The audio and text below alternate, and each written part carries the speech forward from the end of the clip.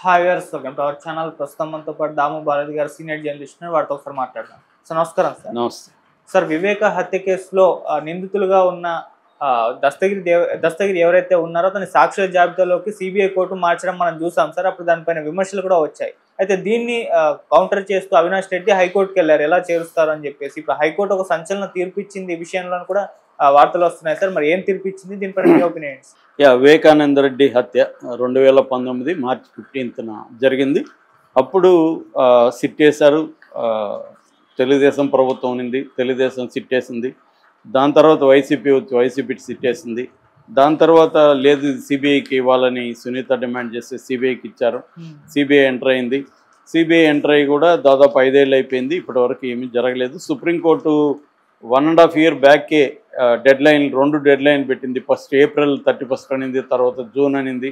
ఆ డెడ్ లైన్లు గడిచిపోయి కూడా 2 ఏళ్ళు అవుతున్నాయి. ఇప్పటి వరకు ట్రయల్కి అనేది రాలేదు. ఈ నేపథ్యంలో కొన్ని పరిణామాలు చోటు చేసుకున్నాయి. ఆ పరిణామాల గురించి మనం మాట్లాడుకుందాం. ఆ పరిణామాల్లో విచిత్రమైన పరిణామం అదేంటంటే దస్తగిరి అనే వ్యక్తి ఒకప్పుడు వివేకానంద రెడ్డి డ్రైవర్గా ఉన్నాడు. తర్వాత ఐస్ ఏదో అమ్ముకునేవాడు బండిలో, తర్వాత ఆటో తోలుకునేవాడు. అలాగ ఉండి డ్రైవర్గా అయ్యాడు. డ్రైవర్ అయినాక ఆయనకి ఇతనికి మధ్య ఏదో గొడవలు వచ్చి తీసేసినాక ఇతను ఏదో పగబట్టాడు అతని మీద. ఈ లోపల దాంట్లో ఎర్రగంగిరెడ్డి, మిగతా వాళ్ళకు కూడా సునీల్ కుమార్ యాదవ్, ఉమాశంకర్ రెడ్డి ఇలాంటి వాళ్ళకు కూడా ఆయనతో ప్రాబ్లమ్స్ ఉన్నాయి. వీళ్ళందరూ ఒకటయ్యి ఆయన్ని చంపాలని నిర్ణయించుకున్నారు. ఈ అబ్బాయి కదిరికెళ్ళి గొడ్డలు తీసుకొచ్చాడు, ప్లాన్ వేసుకున్నారు, మందు తాగారు ధైర్యం కోసం. ఆ రోజు అటాక్ చేశారు. ఇవన్నీ కూడా దస్తగిరి ఓపెన్గా చెప్పినవి, అట్లాగే సిబిఐ దీంట్లో ఉన్నవి. సో దస్తగిరి ఆయన్ని ముందుగా చేతి మీద నరికాడు, మిగతా వాళ్ళు సునీల్ యాదవ్ గుండెల మీద కూర్చున్నాడు. ఇలాగ ఆయన ఒక స్టోరీ దస్తగిరి చెప్పాడు. ఎందుకంటే A1గా Erra Gangi Reddy, A2గా Sunil Kumar Reddy, A3గా Umashankar Reddy, A4 Dastagiri, A5 Devireddy Shivshankar Reddy, A6 వచ్చి ఇతను మన గజ్జల ఉదయ్ కుమార్ రెడ్డి, A7 వచ్చి భాస్కర్ రెడ్డి, A8 వచ్చి అవినాష్ రెడ్డి. సో వీళ్ళల్లో ఫస్ట్ చంపిన స్పాట్లో ఉన్నది ఎవరెవరు అంటే A1 Erra Gangi Reddy, A2 Sunil Kumar Reddy, A3 Umashankar Reddy, A4 Dastagiri. ఈ 4 స్పాట్లో ఉన్నారు.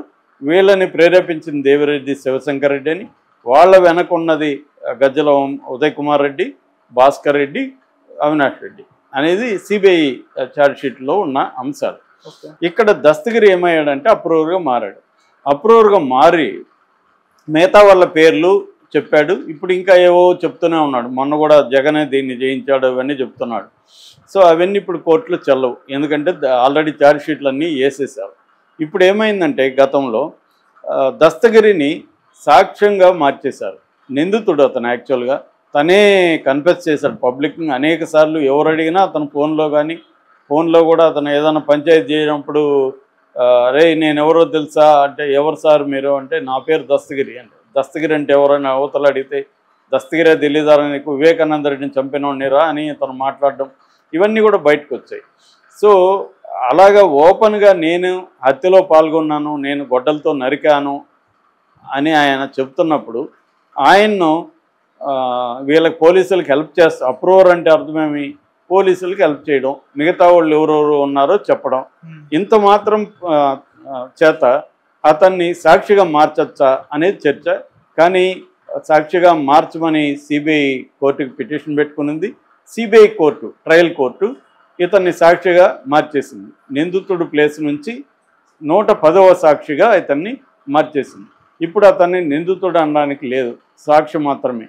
సో ఇప్పుడు నిందితులు తగ్గిపోయారు. 8 మంది ఉంటే ఇప్పుడు అక్యూజ్డ్ 7 మందే ఉన్నారు.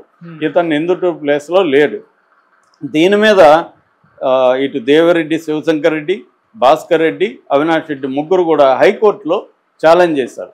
ఈ ట్రయల్ కోర్టు తీర్పు రాంగ్, ఇది చట్ట ప్రకారం చెల్లదు అని వాళ్ళు చెప్పారు. వాళ్ళ ఆర్గ్యుమెంట్ ఏంటంటే 2021 అక్టోబర్ 26న ఛార్జ్షీట్ వేసినప్పుడు దస్తగిరిని 4వ నిందితుడిగా సిబిఐ పేర్కొనింది.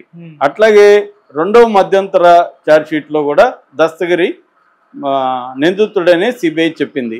అట్లాగే 2022 ఫిబ్రవరి 21న సెక్షన్ 306 (4)A ప్రకారం దస్తగిరి దగ్గర స్టేట్మెంట్ తీసుకున్నప్పుడు కూడా ఛార్జ్షీట్లో దస్తగిరి పేరు నిందితుడి కిందనే ఉంది. ఒకసారి నిందితుడిగా కాగ్నిజెన్స్లోకి కోర్టు తీసుకున్నప్పుడు ఆ కోర్టు మళ్ళీ అతన్ని నిందితుడు కాదు సాక్షి అని చెప్పే అధికారం కోర్టుకి లేదు.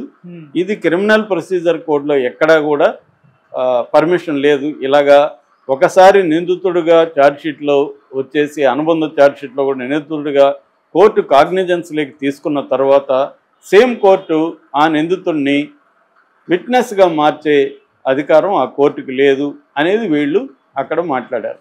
ఇప్పుడు జస్టిస్ కె లక్ష్మణ్ దృష్టికి ఇది వెళ్ళింది.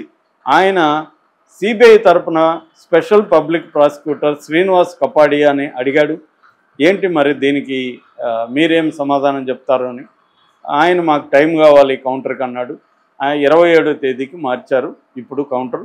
అట్లాగే దీంట్లో సంచలనం ఏంటంటే జస్టిస్ లక్ష్మణ్ సిబిఐ కోర్టుని దీనికి సమాధానం చెప్పాలా, మీరు ఏ గ్రౌండ్స్ మీద అతన్ని ఒక నిందితుడి నుంచి సాక్షిగా మార్చారో మీరు మాకు చెప్పండి అని అది అడిగింది.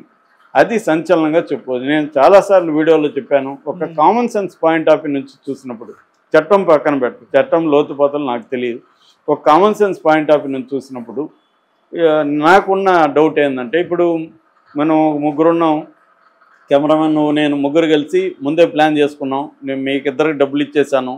నేనేం చెప్పానంటే, నేను మన ముగ్గురు కలిసి ఒకరిని హత్య చేద్దాం, హత్య చేసిన తర్వాత నేను అప్రూవర్గా మారిపోయి మీరిద్దరు చేశారని చెప్పేస్తాను, చెప్పిన తర్వాత నేను సాక్షిగా మార్చేస్తారు, మీరిద్దరు మాత్రం జైలుకి వెళ్తారు, మీకు ఇంత డబ్బులు ఇస్తాను అని మిమ్మల్ని కన్విన్స్ చేసి నేను హత్య చేయించాను. హత్య చేసినాక నేను అప్రూవర్గా మారిపోయి, సార్ వీళ్ళిద్దరే నన్ను ప్రెజర్ చేసి హత్య చేయించారు సార్, నా తప్పు లేదు, నేను ఆ రోజు తప్పు చేశాను సార్, వీళ్ళిద్దరు మాటిని డబ్బులకు మోసపోయాను సార్ అని చెప్పాను అనుకో, అప్పుడు నేను సాక్షిగా అయిపోవచ్చు కదా, నాకు ఇంకా ఇది పడదు కదా, జైలు శిక్ష పడదు. ఎందుకంటే నేను ముద్దయ్య కానప్పుడు ఇంక జైలు శిక్ష ఏముంటుంది, సాక్ష్యం మారిపోతుంది. సో ఇది ఎలా సాధ్యం? పైగా వాడెవడు వాడి పర్సనల్ కక్ష మీద కూడా చేసినానని చెప్పట్లేదు, డబ్బులు తీసుకొని చేశాను అంటున్నాడు. అంటే డబ్బులు తీసుకొని చేసిన ఒక కిరాయి హంతకుడు అతను ఒక కిరాయి హంతకుడిని సాక్షిగా ఎలా మారుస్తుంది ఏ కోర్టు అయినా సరే అని అందరికీ డౌట్లు వస్తాయి. ఆ డౌట్నే ఇప్పుడు హైకోర్టు కూడా ఎక్స్ప్రెస్ చేసింది. నాకు తెలిసి ఇది హైకోర్టు కానీ సుప్రీంకోర్టు కానీ ఇది ఒప్పుకోదు.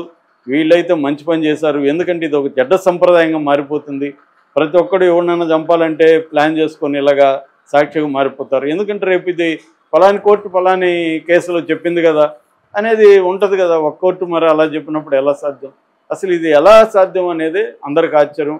ఇప్పుడు దస్తగిరి ధైర్యంగా అతను ఒక హంతకుడు అతనే ఒప్పుకొని డబ్బులు తీసుకొని హత్య చేసిన వ్యక్తి నీతులు చెప్తూ ఆయన సార్ అని మీ కామెంట్ ఏం సార్ అని మనమంతా పోయి విలేకరులు అతని కెమెరాలు పెడుతుంటే అతను దర్జాగా చెప్తున్నాడు.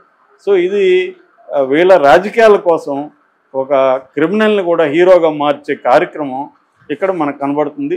దాన్ని ఇప్పుడు హైకోర్టు ప్రశ్నించడం అనేది జస్టిస్ లక్ష్మణ్ గారిని మెచ్చుకోవాలి. ఆయన గతంలో కూడా సిబిఐని కూడా 16 ప్రశ్నలు వేశాడు సిబిఐ ఛార్జ్షీట్ల మీద కూడా. సో ఆయన చాలా ఒక ఇంటిగ్రిటీ ఉన్న జడ్జిగా మనకు అర్థమవుతుంది. ఇక్కడ కూడా గట్టిగా ఆయన మాట్లాడడం అనేది చాలా ఇంపార్టెంట్. ఎందుకంటే ఇది ఒక రాంగ్ ప్రెసిడెంట్ అంటారు, ఒక రాంగ్ ప్రెసిడెంట్ని ఎస్టాబ్లిష్ చేస్తుంది. రేపు పొద్దున అనేక మంది దీన్ని ఉపయోగించుకొని హత్యలు చేసి నిందితుల నుంచి సాక్షులుగా మారిపోయే అవకాశం ఉంటుంది. ఇది మరి సిబిఐ ఎలా చేయొచ్చా, సిబిఐ కోర్టు ఎలా చేయొచ్చా అనేది మనలాంటి ఆర్డినరీ పీపుల్కి వచ్చే డౌట్లు. అది ఇప్పుడు తెలిసిపోయే అవకాశం ఉంటుంది. హైకోర్టు ఏం చేస్తుందో చూడాలి. ఒకవేళ హైకోర్టు కానీ దీన్ని కొట్టేస్తే మళ్ళీ సిబిఐ సుప్రీంకోర్టుకి వెళ్తుందా, ఈ కేసు ఇంకొక 10